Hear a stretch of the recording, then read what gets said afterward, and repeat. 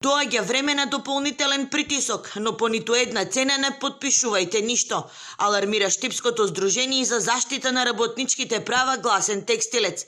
Ваквите предупредувања доаѓаат откако во изминатиот период зачестија поплаките од работници вработени на неопределено, на кои им се врши притисок за да потпишат спогодбени откази. Постојано се прават притисоци во фирмите од страна на надредени лица врз вработените, со тоа што самите работници се приморани да потпишуваат спогодбен прекин на договорот за вработување, а при тоа самите работници се несвесни за штетата која што оди на нивна страна и потоа е многу тешко да се или невозможно да се реагира доколку нивниот потпис стои таму на тие листови со име, презиме и датум. Ваквата манипулација скапо ќе го чини работникот. Пред да се потпише било каков документ, најдобро е работникот да се консултира со правник или случајот да го пријави во здруженијето и трудовиот инспекторат, советуваат од Гласен текстилец.